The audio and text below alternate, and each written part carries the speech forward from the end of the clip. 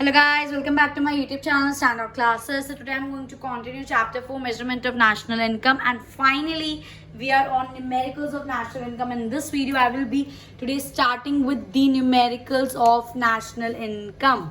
सो एक एक करके करेंगे. 3 मेथड हम लोगों ने नेशनल इनकम में पढ़े. एक पढ़ा हमने वैल्यू एडेड मेथड, सेकंड हमने पढ़ा इनकम मेथड एंड थर्ड हमने पढ़ा एक्सपेंडिचर मेथड.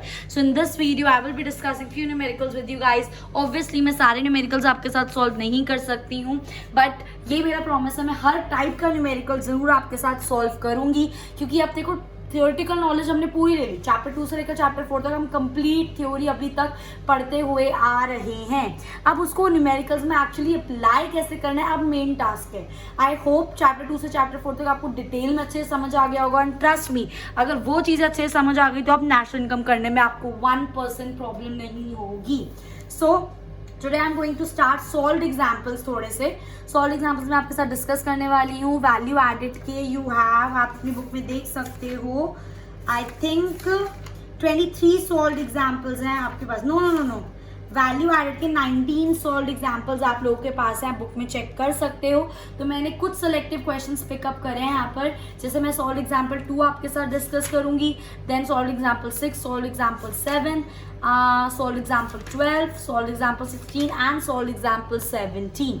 ये मैंने इसलिए सिलेक्टिवली पिक करें क्योंकि इनमें कुछ ना कुछ वेराइटी ऑफ क्वेश्चंस आएगी जो आपको पता होना चाहिए कि हमें एक्चुअली में चीज़ों को अटेम्प्ट कैसे करना है. सो फटाफट से अब हम स्टार्ट करते हैं क्वेश्चन एग्जाम्पल 2 से. आपका जो एग्जाम्पल 2 है उसके अंदर वो हमें क्या बोल रहा है, सब बच्चे ध्यान से देखेंगे.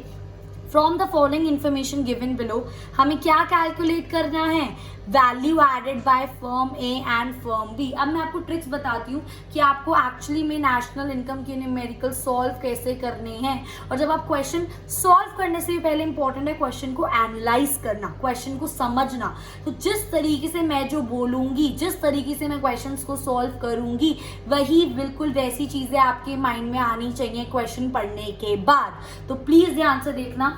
ओके, देखो इसी हमसे बोल रहे value added by firm A and firm B हमको निकालना है. तो मैंने सोचा अच्छा वैल्यू एडेड निकालना है हम लोगों को. अभी मैं यहाँ पे बात कर रही हूँ गाइस एग्जांपल 2 की, ठीक है, वैल्यू एडेड की बात कर रही हूँ. तो वैल्यू एडेड निकालने के लिए मेरे माइंड में एकदम से, बाद में क्या है मुझे नहीं पता, बाद में सोचूंगी. अभी इसने मुझे बोला value added of firm A और value added by firm B आपको निकालना है. तो वैल्यू एडेड का फॉर्मूला क्या होता है, value of output minus intermediate consumption. I hope guys ये चीज आपको क्लियर है. ये हमारा नॉर्मल फॉर्मूला है. तो जैसे जैसे हम चल रहे हैं वैसे वैसे हम सोचते रहेंगे. फिर उसने बोला हमें gross domestic product at market price, मतलब हमें जीडीपी एट एमपी निकालना है. और फिर उसने बोला आपको net domestic product at factor cost, मतलब पहली चीज उसने बोला वैल्यू एडेड निकालो. दूसरी चीज उसने मुझे हमें क्या बोला, चेक करो बुक में, gross domestic product at market price मतलब जीडीपी एट एमपी. और तीसरी चीज उसने हमें बुक में क्या बोली है, net domestic product at factor cost that is NDP at FC.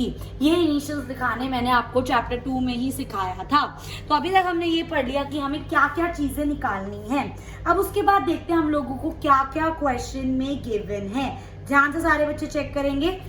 सबसे पहली चीज हम लोगों को क्या गिवन है, sales by firm B to general government. अब सेल करा है फर्म बी ने, ठीक है. सेल्स हमारा किसका पार्ट है, वैल्यू ऑफ आउटपुट का पार्ट है. याद होगा वैल्यू ऑफ आउटपुट जब हम पढ़ रहे थे, एक मिनट, वैल्यू ऑफ आउटपुट जब हम पढ़ रहे थे, ये आपके नोट्स मैं आपको समझाने के लिए बता रही हूँ. उससे मैंने आपको दो केसेस बताए थे. एक बताया था सेल्स, अगर जितना प्रोड्यूस करा सारा सेल कर दो तो वो आपकी डायरेक्ट वैल्यू ऑफ आउटपुट है. अगर और सेकंड केस आपको क्या बताया था, when all production is not sold, जब आपने सब कुछ नहीं सेल करा तब आपका वैल्यू ऑफ आउटपुट क्या होता है, तब हमारा वैल्यू ऑफ आउटपुट होता है sales plus change in stock, change triangle. और चेंज इन स्टॉक का formula closing stock minus opening stock, और सेल्स निकालने का फॉर्मूला क्वांटिटी इनटू प्राइस. तो ये सारे बेसिक्स आपके क्लियर होने चाहिए जो मैं प्रीवियस एक महीने से आपके साथ चैप्टर 2 से लेकर चैप्टर 4 तक डिस्कस कर रही हूँ. जिस बच्चे को ये चीज समझ आ रही है ना, बस समझ लो कॉन्सेप्ट क्लियर है, क्वेश्चन ऐसे होगा, ठीक है. अब उसने बी ने सेल करा जनरल गवर्नमेंट को, भाई किसी को भी सेल करे, सेल तो करा है ना तूने, सेल करी है ना, तो ये हमारा वैल्यू ऑफ आउटपुट में आएगा। ठीक है, sales by firm A, firm A की भी आपको सेल्स दे रखी है, ये भी आपके वैल्यू ऑफ आउटपुट जब फर्म ए का निकालोगे उसके अंदर आएगा। Sales by firm B to household, अब जो सेल्स फर्म बी ने करी है वो जनरल गवर्नमेंट को भी करी है और जो सेल्स फर्म बी ने करी है वो हाउस होल्ड को भी करी है। That means value of output जब हम निकालेंगे तो इसकी sales of general government plus sales of household दोनों क्लब करेंगे, तब जाके हमें वैल्यू ऑफ आउटपुट मिलेगा। ये तो क्लियर है ना। वैल्यू एडेड निकालने के लिए हमें value of output minus intermediate consumption और वैल्यू ऑफ आउटपुट दो तरीके से निकाला जाता है, ये सब हम बेसिक पढ़ चुके हैं। ठीक है, okay, change in stock of firm है, वाओ बहुत बढ़िया, हमें वैल्यू ऑफ एडेड निकालना था, इसके लिए इसने हमें वैल्यू ऑफ आउटपुट सेल्स दे दिया प्लस चेंज इन स्टॉक उसने हम लोगों को दे दिया। चेंज इन स्टॉक मतलब बहुत अच्छी बात है, आपको closing stock opening stock minus करने की जरूरत ही नहीं है, उसने डायरेक्ट आपको क्या दे दिया, चेंज इन स्टॉक दे दिया। ठीक है, उसके बाद उसने फर्म बी का आपको क्लोजिंग स्टॉक दिया, तो ऑब्वियसली बात है ओपनिंग स्टॉक भी दिया होगा, ताकि आप क्लोजिंग और ओपनिंग को माइनस करो तो आपको क्या मिल जाए, क्या मिल जाए आप लोगों को, चेंज इन स्टॉक मिल जाए। फिर उसने परचेजेस बाय फर्म ए दिया हुआ है, परचेजेस दी हुई है फर्म ए की, फर्म ए कुछ परचेज कर रही है ऑब्वियसली कुछ प्रोड्यूस करने के लिए, तो परचेजेस क्या है, इंटरमीडिएट कंजम्पशन है, लिखते रहना साथ साथ जो आगे बोलती रह रही हूं मैं। Indirect tax paid by both the firm, दोनों ने इनडायरेक्ट टैक्स पे करा, बहुत अच्छी बात है, गवर्नमेंट को टैक्स पे करना चाहिए हम लोग को। कंजम्पशन ऑफ फिक्स कैपिटल, जिस बच्चे के बेसिक क्लियर उसको पता होगा, दिस इज डेप्रिसिएशन, डेप्रिसिएशन उसने हमें दे रखा है। एंड लास्ट पॉइंट दिया sales by firm A to firm B, that means A ने बी को सेल करा। हमेशा याद रखना बच्चे इसमें क्या गलती करते हैं, वैल्यू आउटपुट निकालने के लिए sales by firm A plus sales by firm A to firm B कर देंगे, पर वो बिल्कुल गलत हो जाएगा। ठीक है, यहाँ पे ये जो सेल्स बाय फर्म है आपको टोटल सेल्स दे रखी है, और जब भी कोई फर्म दूसरी फर्म को सेल्स करती है तो वो आपकी फाइनल सेल्स में नहीं इंक्लूड होता, ये सब बेसिक मैंने आपके साथ इंट्रोडक्शन में डिस्कस करा है। तो ये जो आपको दे रखा है sales by firm A to firm B, मतलब बी ने ए से खरीदा, तो मतलब ये आपको बी की परचेजेस दे रखी हैं। आ रही है मेरी बात समझ, आपको बी का क्या दे रखा है, बी की परचेजेस दे रखी हैं, तो सारा मटेरियल तो हमारे पास अवेलेबल है।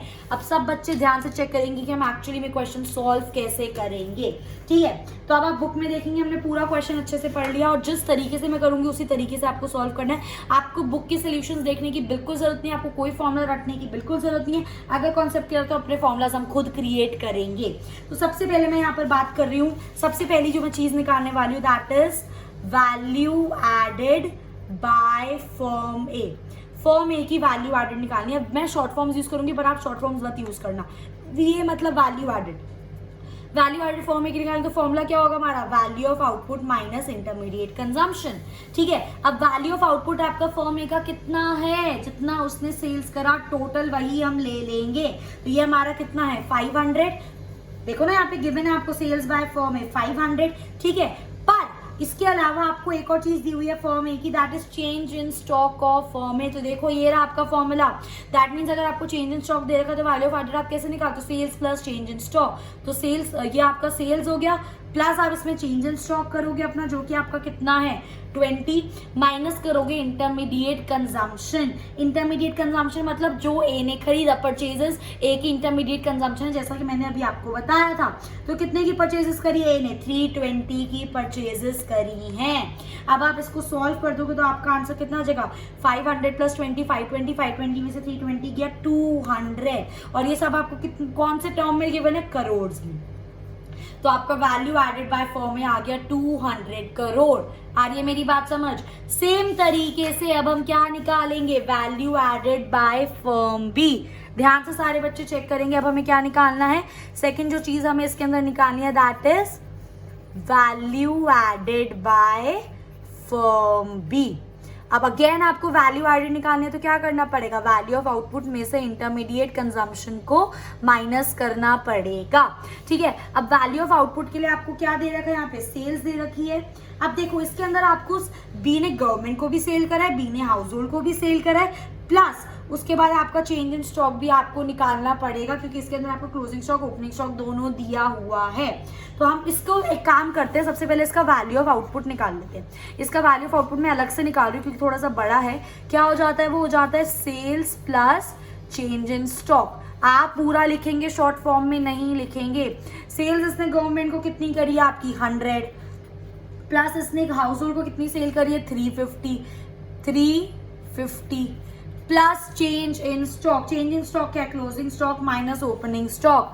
चेक करो 40 माइनस 30 तो कितना आ गया 350 प्लस 100 450, और ये प्लस हो गया आपका 450 में से 30 गया, कितना बचा 10, तो 440 आपका भी सिर्फ वैल्यू ऑफ आउटपुट निकला है।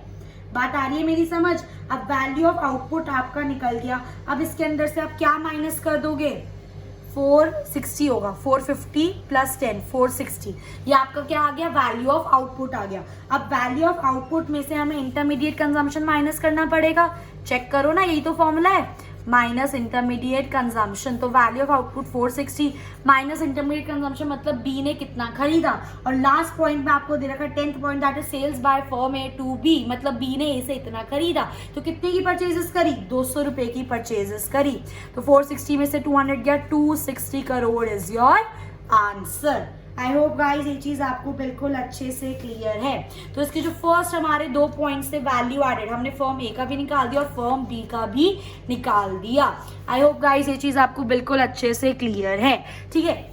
उसके बाद हमें इसमें नेक्स्ट चीज निकालने की जरूरत है, that is GDP at MP. अब खुद एक बात याद करो, मैंने एक आपको कॉन्सेप्ट बताया था जीवीए एट एमपी का।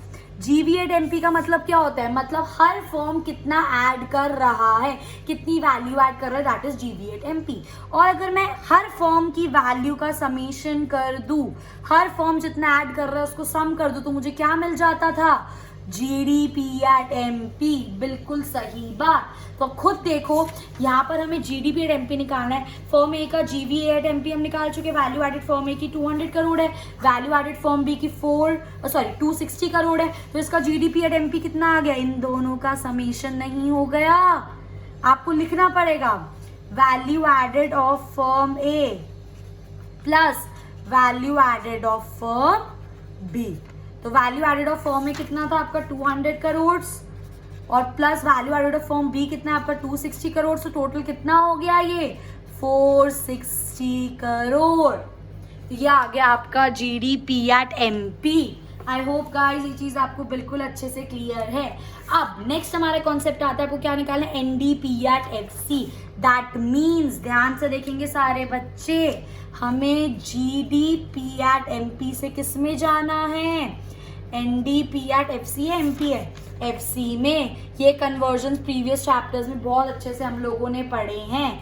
जी से एन में जाना होता है तो हम क्या करते हैं माइनस डेप्रीसिएशन, डी सेम है पी सेम है, और एमपी से एफसी में जाना है तो आप क्या कर दोगे, एमपी से एफसी में जाने के लिए क्या करते हैं माइनस नेट इनडायरेक्ट टैक्स। अब क्वेश्चन में चेक करो जीडीपी एट एमपी तो आपने निकाल दिया, क्या आपको डेप्रिसिएशन दे रखा है, आपका आंसर होगा यस, बिल्कुल हम लोगों को डेप्रिसिएशन दे रखा है, that is consumption of fixed capital 120।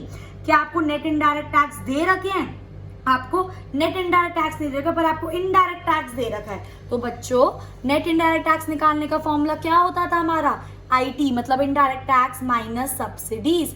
Indirect tax आपके कितने हैं चेक करो 75। अब सब्सिडीज अब कुछ है ही तो हम क्या करें जीरो लेंगे उसको, तो एनआईटी कितना हो गया आपका 75। तो इसका मतलब क्या फॉर्मूला बना, अगर आपको एनडीपी एट एफसी निकालना है तो आपको क्या करना पड़ेगा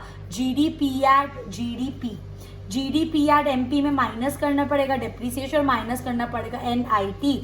जीडीपी एट एमपी कितना है 460 माइनस डेप्री कितना है क्वेश्चन में चेक करो दैट इज 120 और माइनस नेट इनडायरेक्ट टैक्स जो कि अभी निकाला आपने 75।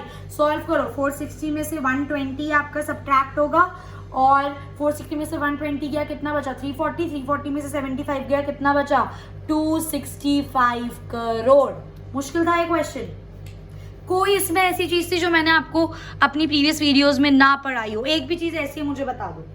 बिल्कुल सब कुछ वही था जो अभी तक हम पढ़ते आए हैं, बिल्कुल सेम। बस एक चीज याद रखना, जब भी हम लोग ये चीज निकालते हैं ना वैल्यू एडेड, जब हम निकालते हैं वैल्यू एडेड जो होती है हमारी, अगर आपको इंडिविजुअल फॉर्म्स की गिवन है तो आप उनको ऐड करके जीडीपी एट एमपी बना लेते हो, बट अगर आपको सिर्फ फॉर एग्जांपल वैल्यू एडेड सिर्फ फॉर्म एक ही दे रखी है तो याद रखना जो आपने वैल्यू एडेड निकाला है वो जीडीपी एट एमपी ही तो होगा आपका। हमेशा जब भी हम वैल्यू एडेड किसी एक फर्म की निकालते हैं और कोई फर्म हमें उसके साथ नहीं दे रखी होती, बाकी सबकी वैल्यू एडेड फर्म की तो जीरो हो गई, तो जीडीपी एट एमपी आपका इज इक्वल टू क्या हो जाता है, वैल्यू एडेड के। आई मेरी बात समझ? उसके बाद कितना सिंपल था, बस बेसिक पता होना चाहिए था। ठीक है, इसी बेस पर मैं आपका एक और क्वेश्चन आपके साथ डिस्कस कर रही हूँ, विच इज योर एग्जाम्पल 6। अब मैं आपके साथ कौन सा क्वेश्चन डिस्कस करने वाली हूँ, एग्जाम्पल 6। सारे बच्चे ध्यान से देखेंगे, ठीक है। From the following data calculate data relating to a firm, calculate its net value added at factor cost. सबसे पहले तो देखो हमें निकालना क्या है, net value added at factor cost, मतलब NVA एट FC आपको निकालना है। NDP एट FC नहीं है, ये NVA एट FC है। आई मेरी बात समझ? ठीक है, तो कैसे निकालेंगे हम, पहले देखते हैं हमें क्या क्या चीजें दे रखी हैं। हमें सब्सिडी दे रखा है, ओके। फिर मैंने सोचा सब्सिडी मेरा किस में काम आएगा, नेट इनडायरेक्ट टैक्स में। ठीक है, एक एक चीज जैसे आती रही दिमाग में, सोचते रहो कहाँ काम आएगी। सेल्स हमें दे रखी है एक फर्म की, अच्छा सेल्स वैल्यू ऑफ आउटपुट में।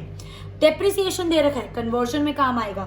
एक्सपोर्ट्स दे रखा है, अगेन वैल्यू ऑफ आउटपुट में काम आएगा। क्लोजिंग स्टॉक, ओपनिंग स्टॉक दे रखा है, अगेन चेंजिंग स्टॉक निकालने के लिए काम आएगा। इंटरमीडिएट परचेजेस, मतलब डायरेक्ट आपको इंटरमीडिएट कंजम्पशन दे रखी है।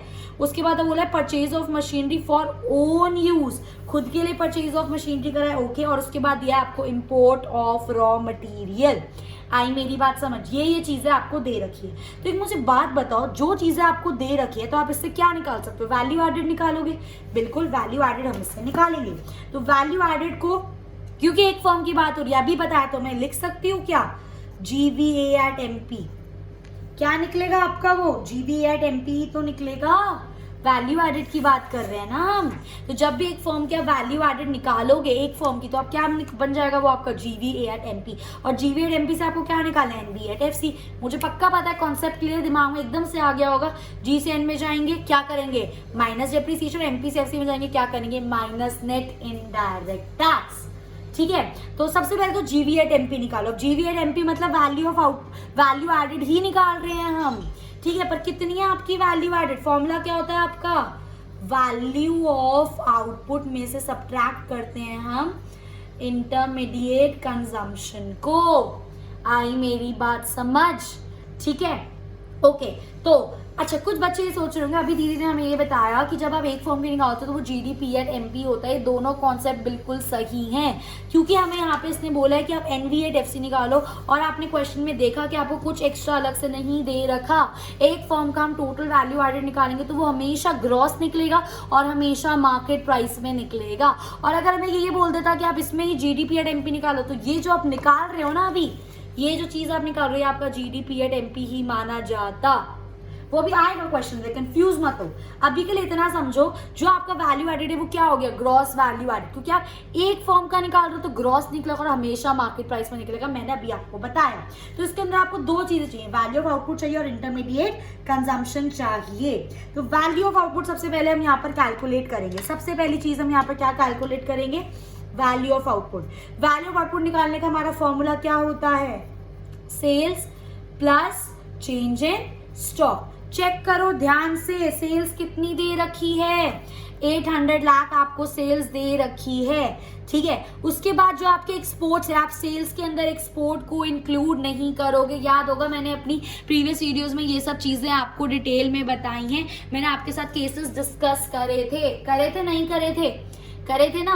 तो जो भी आपको अगर डायरेक्ट सेल्स दे रहे, जब आपको डोमेस्टिक वर्ड गिवन ना, डोमेस्टिक सेल्स, उसके अंदर आप एक्सपोर्ट्स को ऐड करके अपना वैल्यू ऑफ आउटपुट निकालोगे।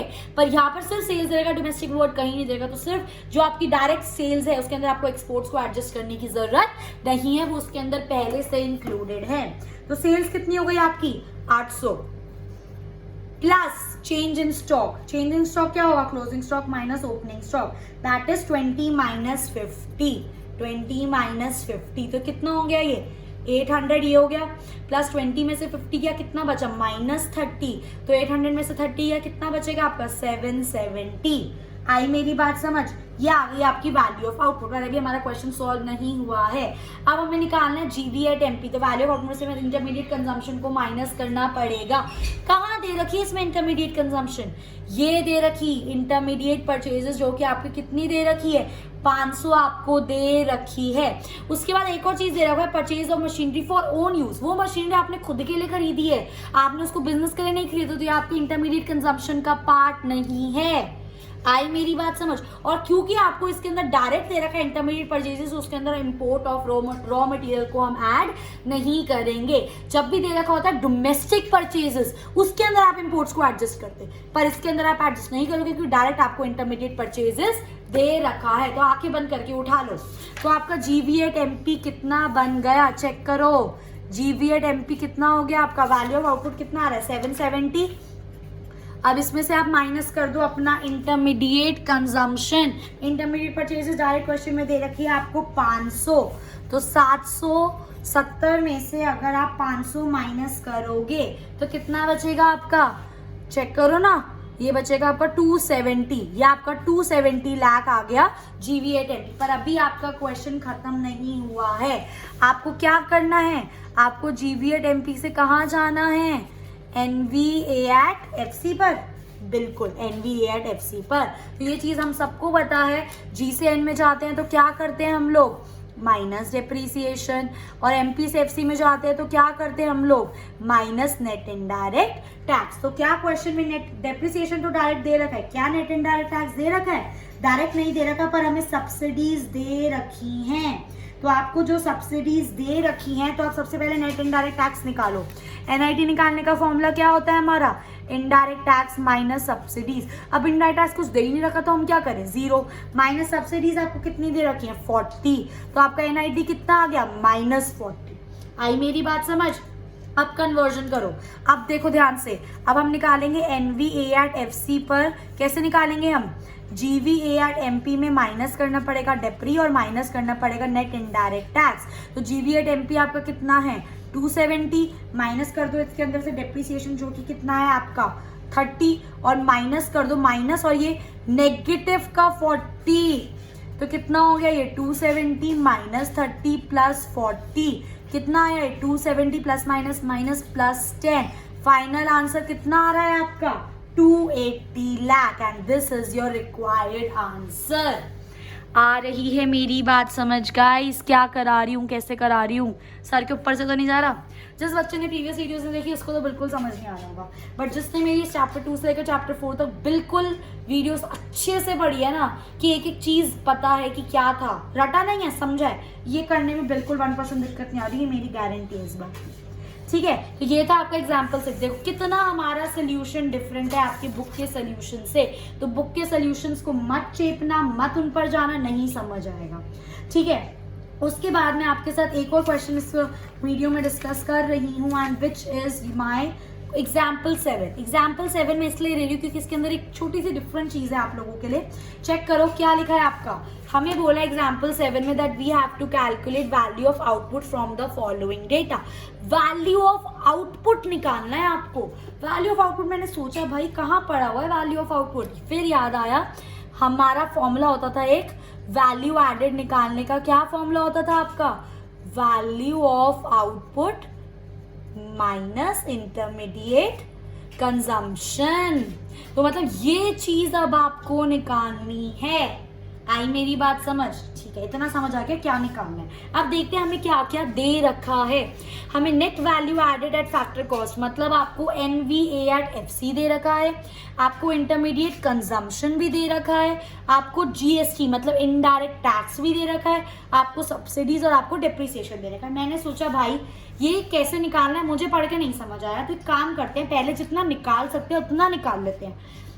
मेरी एकदम से नजर पड़ती है GST और सब्सिडी, मतलब इनडायरेक्ट टैक्स और सब्सिडी। मैंने सोचा इससे तो मैं नेट इनडायरेक्ट टैक्स निकाल सकती हूँ। तो NIT का मेरा फॉर्मूला क्या हो जाएगा, NIT निकालने का फॉर्मूला क्या होता है, यूज होगा नहीं होगा बाद में देखूंगी, बट अभी निकल तो रहा है ना मेरा, तो मैं इसको निकाल देती हूँ। तो NIT निकालने का फॉर्मूला क्या होता है, इनडायरेक्ट टैक्स माइनस सब्सिडीज। तो इन GST आपका इनडायरेक्ट टैक्स होता है, याद रखना GST आपका कितना है 20, माइनस सब्सिडीज आपकी कितनी है 5, तो आपका NIT कितना आ गया 15। बाकी बाद में देखती हूँ क्या निकालना है कैसे निकालना है। तो NIT तो मैंने निकाल लिया। ठीक है, जिस बच्चे ने मेरे साथ 3rd चैप्टर की न्यूमेरिकल्स करे उनको ये चीज़ पता होगी, मैं जो चीज़ मुझे देख के पहले निकालने को, मतलब मेरे को होता है ना कि मुझे जिसका मटेरियल मिल गया तो पहले मैं वो निकालती हूँ, फिर चाहे वो चीज़ काम आए ना आए बाद में देखेंगे। ठीक है, तो NIT तो हमने निकाल दिया। अब आते हैं मुद्दे की बात पे, हमें निकालना है वैल्यू ऑफ आउटपुट, जिसके लिए हमें दे रखा है NV@FC। आपको क्या दे रखा है? NV@FC आपको दे रखा है 100 lakhs, ठीक है। फिर आपको इंटरमीडिएट कंजम्पशन दे रखी है जो कि कितनी है? 75। GST और सब्सिडी को मैं डील कर चुकी हूँ, और आपको डेप्री दे रखा है 10, ठीक है। फिर मैंने सोचा कि ये जो NV@FC है और ये जो वैल्यू एडेड है, ये NV@FC होता है और GV@MP होता है। बिल्कुल सही बोल रही हूँ मैं, नहीं बोल रही? बात समझ रही हो मेरी? ठीक है। अब ये जो NV@FC आपने निकाल लिया, इसके अंदर आपका इंटरमीडिएट कंजम्पशन ऑलरेडी सब्ट्रैक्टेड होगा। भाई GV@MP से आपने NV@FC निकाला होगा, तो मतलब इंटरमीडिएट कंजम्पशन आप ऑलरेडी माइनस कर चुके हो। नहीं कर चुके? बात समझो मेरी, क्या बोलने की कोशिश कर रही हूँ। अच्छा, एक काम करते हैं, अगर ऐसे समझ नहीं आ रहा तो इसको उठाओ। ये आपका क्या है? Value added is equal to value of output को मैं x ले रही हूँ माइनस इंटरमीडिएट कंजम्पशन। आई मेरी बात समझ? इतना ले रही हूँ। अब मैं x की वैल्यू निकाल रही हूँ, तो मैं क्या करा? मैंने इसको यहाँ भेज दिया। तो मैं वैल्यू एडेड में प्लस इंटरमीडिएट कंजम्पशन कर दूंगी, तो मुझे x मिल जाएगा। x मतलब मुझे वैल्यू ऑफ आउटपुट मिल जाएगा। अब इसके क्वेश्चन में आपको वैल्यू एडेड सर NVA वाला दे रखा है, तो वो उठा लो। वैल्यू एडेड आपको कितना दे रखा है इसके अंदर? ठीक है, वैल्यू एडेड आपको NVA दे रखा है 100, पर यहाँ पे जो वैल्यू एडेड है वो कौन सा होता है? वो होता है GVA@MP। तो सबसे पहले हमें क्लू मिल गया कि अगर हमें इस क्वेश्चन में वैल्यू एडेड पुट करना है, मतलब GV@MP पुट करना पड़ेगा, तो हमें सबसे पहले NV@FC को किस में कन्वर्ट करना पड़ेगा? GVA@MP में। तो आप NVA@FC को सबसे पहले किस में कन्वर्ट करो? GVA@MP में। चेक करो ध्यान से। अब N से G में जाएंगे तो क्या करना पड़ेगा? Plus depreciation. और FC से MP में जाओगे तो क्या करना पड़ेगा? Plus NIT। आई मेरी बात समझ? तो सबसे पहले मैंने इससे GV@MP निकाला अपना, कितना हो गया मेरा? That is NVA@FC plus depre plus NIT। NV@FC मेरे को 100 दे रखा है, डेप्री मुझे 10 दे रखा है, और NIT मैंने 15 निकाला। तो मेरा GV@MP कितना आ गया? 100 प्लस 115 प्लस 10 125 lakhs। अब मैं ये वैल्यू एडेड डायरेक्ट इसके अंदर पुट कर सकती हूँ, प्लस उसमें इंटरमीडिएट कंजम्पशन कर सकती हूँ। यहाँ पे कर दूँ, ठीक है। तो देखो V आपका वैल्यू एडेड कितना आ गया? 125 प्लस इंटरमीडिएट कंजम्पशन कितनी है आपकी? 75 इज इक्वल्स टू x।